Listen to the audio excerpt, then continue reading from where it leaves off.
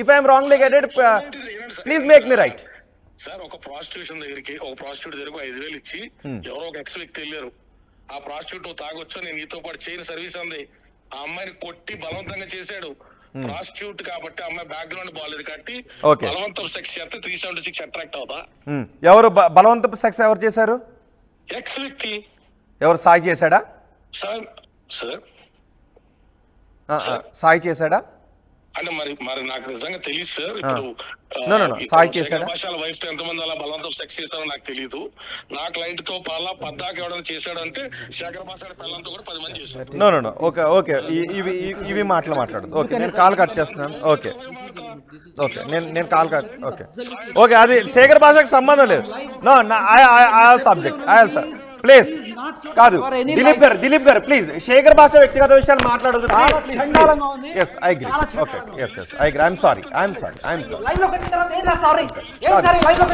మీరు లైవ్ లోకి వచ్చారు. నేను ఆ వార్డు మీకు సారీ చెప్పట్లేదు. నేను ఆ వార్డుకి బాధపడుతున్నానన్నాను.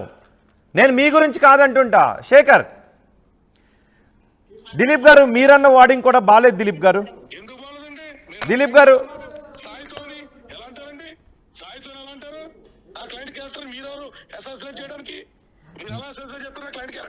గారు మీరు మీ క్లయింట్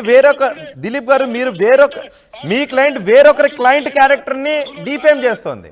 మీ క్లయింట్ వేరొకరి రాజుతారుణ్ణి పిల్ల పాపలతో వర్ధిల్లని చెప్పి ఆ తల్లిదండ్రులు ఆశీర్వదించిన వీడియోలు ఉన్నాయి. Watts talking? నా క్లయింట్ ని ఆశీర్వదించారు, డిస్టర్బ్ చేశారు, ఇండ్యూస్ చేశారు. అవార్డింగ్ తో నేను విభేదిస్తున్నాను. శేఖర్, అవార్డింగ్ తో నేను విభేదిస్తున్నాను. దిలీప్ గారు అక్కడ ఒక ఎఫ్ఐఆర్ ఉంది. నా క్లయింట్ ఎలా పడతా సస్పెండ్ చేస్తే మేమే చేతులు కాదు కూర్చోాలా? ఎలా సస్పెండ్ చేస్తారండి? ఎవరో పనికి మన నుంచి కూర్చుని డిబేట్లు పెడితే ఆడిది రెలవెంట్, దిలీప్ గారు ఓకే, వాళ్ళ దగ్గర ఆధారాలు ఉన్నాయని అంటున్నారు. సో మీరు అన్న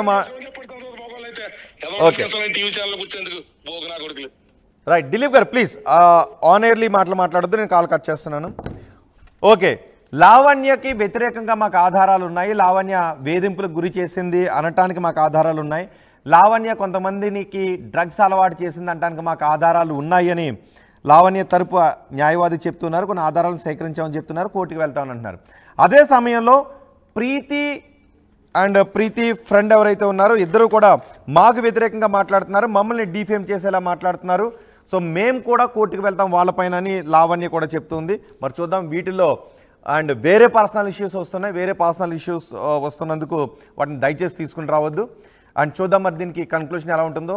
ఇద్దరు కూడా కోర్టుకు వెళ్తాం, ఉన్నత న్యాయస్థానానికి వెళ్తాం, రిట్ వేస్తామని అంటున్నారు. సో డ్రగ్స్ కేసులో